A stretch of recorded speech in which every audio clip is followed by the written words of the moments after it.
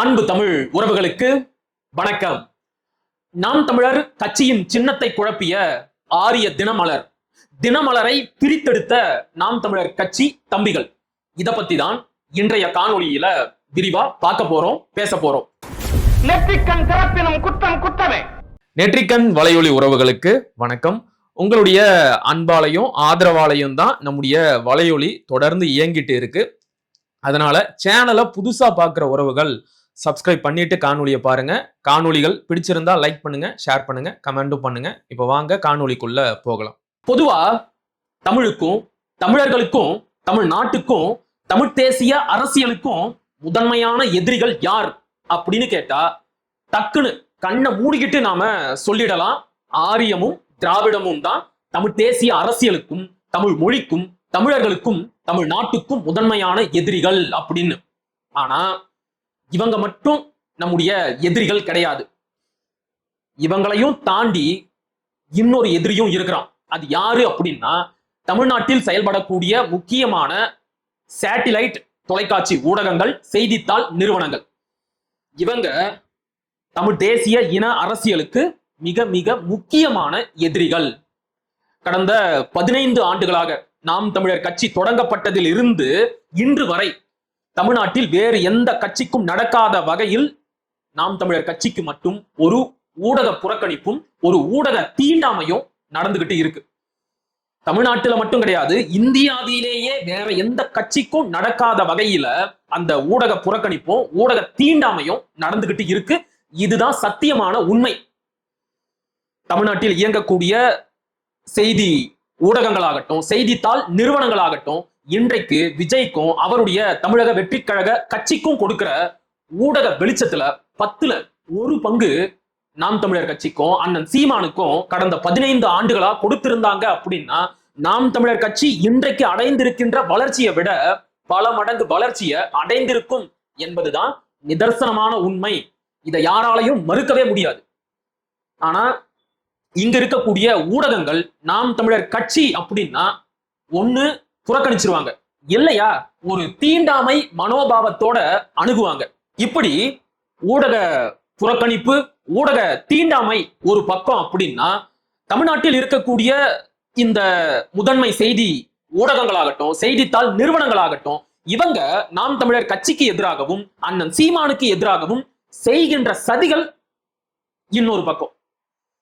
தொடர்ச்சியாக வாய்ப்பு கிடைக்கும் போதெல்லாம் நாம் தமிழர் கட்சியை பற்றி தப்பும் தவறுமான செய்தியை வெளியிடுறது, அண்ணன் சீமானை பற்றி அவதூறான செய்திகளை வெளியிடுறது, இத ஒரு வேலையாவே வச்சுக்கிட்டு இங்க இருக்கக்கூடிய ஊடகங்கள் செயல்படுது.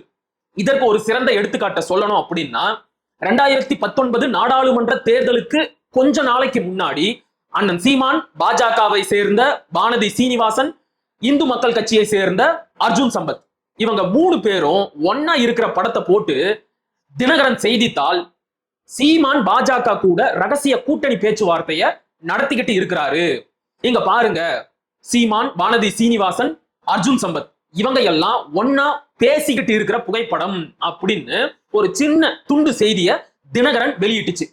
என்னடா இது அப்படின்னு உண்மையை தேடி பார்த்தா, சாயிராம் பொறியியல் கல்லூரியில ஒரு பட்டிமன்றம் நடந்துச்சு. அந்த பட்டிமன்றத்திற்காக நாம் தமிழர் கட்சி சார்பாக அண்ணன் சீமான், பாஜக சார்பாக வானதி சீனிவாசன், இந்து மக்கள் கட்சி சார்பாக அர்ஜுன் சம்பத், அதன் பிறகு ஐயா நாஞ்சில் சம்பத், அவரு எந்த கட்சி சார்பா பேச வந்தாரு அப்படின்னு சத்தியமா எனக்கு தெரியாது. ஏன்னா ஐயா வருஷத்துக்கு ஒரு கட்சி மாறுவாரு, வாய வாடகைக்கு விட்டு குழைக்கக்கூடிய ஒரு மனுஷன். அதனால அன்னைக்கு அவருடைய வாய யாருக்கு வாடகைக்கு விட்டு இருந்தாரு அப்படின்னு எனக்கு நினைவில்லை. இப்படியாக ஐயா நாஞ்சில் சம்பத், அதன் பிறகு நடிகரும் சமூக செயல்பாட்டாளருமான ஐயா மயில்சாமி, ஐயா சில ஆண்டுகளுக்கு முன்னாடி தான் நம்மை விட்டு மறைஞ்சிட்டாரு. சோ இவங்க எல்லாம் கலந்துகிட்ட ஒரு பட்டிமன்ற நிகழ்ச்சி சாயிராம் பொறியியல் கல்லூரியில நடந்துச்சு. அந்த பட்டிமன்ற நிகழ்ச்சி தொடங்குவதற்கு முன்னாடி அந்த கல்லூரியில் இருக்கின்ற ஓய்வறையில நிகழ்ச்சியின் பங்கேற்பாளர்கள் அனைவரும் ஒன்னா அமர்ந்து பழச்சாறு குடிச்சுக்கிட்டு இயல்பா பேசிக்கிட்டு இருந்தாங்க. அத ஒருத்தர் புகைப்படமா எடுத்திருக்கிறாரு. தினகரன் அந்த புகைப்படத்துல இருந்த நாஞ்சில் சம்பத்தையும் மயில்சாமியையும் வகையா வெட்டி தூக்கிட்டு அண்ணன் சீமான், வானதி சீனிவாசன், அர்ஜுன் சம்பத் இவங்க 3 பேர் மட்டும் இருக்கிற படத்தை போட்டு சீமான் பாஜக கூட ரகசிய கூட்டணி பேச்சுவார்த்தை நடத்திக்கிட்டு இருக்கிறாரு அப்படின்னு ஒரு பொய்யான போலியான உண்மைக்கு மாறான செய்தியை தினகரன் வெளியிட்டுச்சு. இன்றைக்கு தினமலர் என்ன வேலை பார்த்திருக்கு தெரியுமா? தினமலரோட நேற்றைய செய்தித்தாளை எடுத்து பாருங்க. நேற்றைக்கு வெளியான தினமலர் செய்தித்தாள்ல தேர்தல் தொடர்பான செய்திகள் வெளியிடப்பட்ட பக்கத்துல எல்லா கட்சி சின்னமும் சரியா போட்டு இருக்கு. ஆனா நாம் தமிழர் கட்சியோட சின்னத்தை மட்டும் சரியா தப்பா போட்டு இருக்கு. நம்முடைய தற்போதைய சின்னம் என்ன? ஏற்கலப்பையை தோளில் சுமந்திருக்கின்ற விவசாயி தான் தற்போதைய நாம் தமிழர் கட்சியோட சின்னம். ஆனா தினமலர் வேண்டும் என்று கரும்பு விவசாயி சின்னத்தை போட்டு இதுதான் நாம் தமிழர் கட்சியோட சின்னம் அப்படின்னு செய்தி வெளியிட்டு இருக்கிறாங்க. இது எவ்வளவு பெரிய அயோக்கியத்தனம், மொள்ளமாரித்தனம், பித்தலாட்டத்தனம். நாம் தமிழர் கட்சியோட சின்னம் மாற்றப்பட்டது தினமலருக்கு தெரியாதா? இத கூட தெரிஞ்சுக்கல அப்படின்னா என்ன இதுக்காக தமிழ்நாட்டுக்குள்ள செய்தித்தாள் நிறுவனத்தை நடத்திக்கிட்டு இருக்கணும்? நம்முடைய தம்பிகள் இது தொடர்பாக தினமலர் செய்தித்தாள் நிறுவனத்துக்கு போன் பண்ணி கேட்டாங்க. என்ன சார், இப்படி தப்பான சின்னத்தை வெளியிட்டு மக்களை குழப்பி இருக்கிறீங்களே, இதெல்லாம் நியாயமா அப்படின்னு கேட்டதுக்கு தினமலர் நிறுவனத்துல இருந்து என்ன பதில் கொடுத்தாங்க தெரியுமா? தெரியாம நடந்துருச்சு சார். எப்பேற்பட்ட பதில் பாருங்க. தெரியாம நடந்துருச்சான். அது எப்படி? அது நாம் தமிழர் கட்சியோட சின்னம் மட்டும் தெரியாம தப்பா போடுறீங்க. திமுகவோட சின்னத்தை சரியாத்தானே போட்டீங்க. உதய சூரியனுக்கு பதிலா உதய நிலாவையா வரைஞ்சு வச்சிருந்தீங்க? பௌர்ணமியை வரைஞ்சு வச்சீங்களா? அமாவாசையா வரைஞ்சு வச்சிருந்தீங்க? சரியா உதய சூரியன் சின்னத்தை தானே போட்டீங்க. அதிமுகவோட சின்னம் ரெட்டலை தானே. அங்க ரெட்டலைக்கு பதிலா 3 இலைய போட்டீங்களா? இல்ல. காங்கிரஸோட சின்னம் கை சின்னம், அதுவும் வலது கை. இடது கையா போட்டீங்க. தாவேகாவோட சின்னம் விசில் சின்னம், புல்லாங்குழலையா போட்டீங்க? இல்ல. இந்த கட்சி சின்னம் எல்லாம் கரெக்டா இருக்கும்போது அது எப்படி நாம் தமிழர் கட்சியோட சின்னம் மட்டும் தப்பா போடப்படும்? தப்பா போட்டுட்டோம் அப்படின்னு சொல்றதுக்கு எதுக்காக ஒரு செய்தித்தாள் நிறுவனத்திற்கு reporter, news writer, editor, proof பார்க்குற டீம், இதெல்லாம் இத்தனை பேர் இருந்து என்ன கழட்டிக்கிட்டு இருக்கிறீங்க? இதெல்லாம் ஒரு பதிலா? இதெல்லாம் ஒரு பொறுப்பான பதிலான்னு கேட்கிறேன். கேட்டா நாங்க 70 ஆண்டுகால செய்தி நிறுவனம், பாரம்பரியமான செய்தித்தாள், தமிழ்நாடு முழுக்க எங்களுக்கு ஒரு நாளைக்கு லட்சக்கணக்கான சர்க்குலேஷன் இருக்கு. இந்த பெருமையெல்லாம் பேச தெரியுது இல்ல? அப்ப சரியான ஒரு செய்தியையும் வெளியிடணும்ல. இது தெரியாம நடந்த தப்பு கிடையாது. வேண்டுமென்றே நாம் தமிழர் கட்சிக்கு எதிராகவும் தமிழ் தேசிய அரசியலுக்கு எதிராகவும் வெளியிடப்பட்ட தவறான செய்தி. இதுக்கு பேரு தான் ஆரிய சனாதன பார்ப்பனிய புத்தி. ஆரியம் என்னைக்குமே தமிழ் இனத்திற்கும் தமிழ் தேசிய அரசியலுக்கும் எதிராகத்தான் செயல்படும். எங்க பங்குக்கு சோளிங்கர் தொகுதியில இருந்து நாங்க எல்லாருமே போன் பண்ணி தினமலருக்கு லெப்ட் ரைட் வாங்கிட்டோம். இந்த காணொலியை பார்த்து கொண்டிருக்கின்ற ஒவ்வொரு உறவுகளும் தினமலர் செய்தி நிறுவனத்திற்கு போன் போட்டு அழுத்தம் கொடுக்கணும். இன்னொரு முறை இந்த தப்பு நடக்கவே கூடாது. தேர்தல் நெருங்கி வந்துகிட்டு இருக்கு. இந்த நேரத்துல இப்படிப்பட்ட குழப்பங்கள் நாம் தமிழர் கட்சியோட வாக்கு வங்கிய பாதிக்கும். சரியா? ஊடகங்களோட இப்படிப்பட்ட சதிகள் ஒரு பக்கம் அப்படின்னா, தேர்தல் ஆணையம் வழக்கம் போல அவங்களோட வேலைய காட்ட ஆரம்பிச்சுட்டாங்க.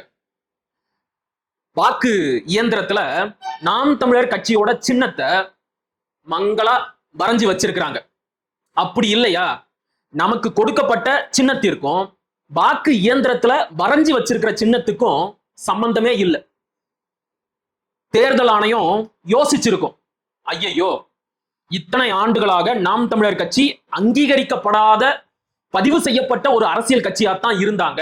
அதனால அவங்களோட சின்னத்தை 1வது வாக்கு பெட்டியில கடைசியிலையோ இல்லனா 2வது வாக்கு பெட்டியில நடுவுல எங்கேயாச்சும் வச்சு மக்களுக்கு தெரியாம பார்த்துக்கிட்டோம். இப்ப அவங்க அங்கீகரிக்கப்பட்ட கட்சியா மாறிட்டாங்க. தமிழ்நாடு முழுக்க எந்த தொகுதியை எடுத்துக்கிட்டாலும் முதல் 5 வரிசைக்குள்ளேயே நாம் தமிழர் கட்சியோட சின்னம் இடம் பெற்றுடும். அப்படின்னா மக்கள் ரொம்ப சுலபமா நாம் தமிழர் கட்சியோட சின்னத்தை அடையாளம் கண்டுபிடிச்சு ஓட்டு போட்டுடுவாங்க. இந்த பயலுக இப்ப இருக்கிறத விட இன்னும் வளர்ந்துடுவாங்க. இதை நாம விடக்கூடாது அப்படின்னு மறுபடியும் கேவலமா யோசிச்சு நாம் தமிழர் கட்சியோட சின்னத்தை மங்களா வரைஞ்சு வச்சிருக்கிறாங்க. இது தொடர்பாக நாம் தமிழர் கட்சியை சேர்ந்த தலைமை நிலைய செயலாளர் அண்ணன் செந்தில்குமார் தேர்தல் ஆணையத்துல முறையிட்டு இருக்கிறாரு. கொஞ்சம் யோசிச்சு பாருங்க, எத்தனை எதிரிகள் நாம் தமிழர் கட்சிக்கும் தமிழ் தேசிய அரசியலுக்கும். இந்த தேர்தல் ஆணையம் மட்டும் நமக்கு எதிரா எப்படியெல்லாம் செயல்படுது. 2019 கரும்பு விவசாயி சின்னத்தை கொடுத்தாங்க. நமக்கு பொருத்தமான சின்னம். 2019 நாடாளுமன்ற தேர்தல், 2021 சட்டமன்ற தேர்தல், அதன் பிறகு ஒரு உள்ளாட்சி தேர்தல், அதன் பிறகு பல இடைத்தேர்தல் அப்படின்னு அதே கரும்பு விவசாயி சின்னத்தோட தான் நாம தேர்தல்ல போட்டியிட்டோம். ஆனா திடீர்னு 2024 நாடாளுமன்ற தேர்தலின் போது நம்ம கிட்ட இருந்து அந்த சின்னத்தை பறிச்சுட்டாங்க. பறிச்சுக்கிட்டு ஒளி வாங்கி சின்னம், மைக்கு சின்னத்தை கொடுத்தாங்க. சரி, போட்டு பாத்துடலாம் அப்படின்னு கடைசி ஒரு மாசத்துல தமிழ்நாடு முழுக்க மூளை முடுக்கெல்லாம் அந்த ஒளி வாங்கி சின்னத்தை கொண்டு போய் சேர்த்து இன்னைக்கு அங்கீகரிக்கப்பட்ட கட்சியா நாம மாறிட்டோம்.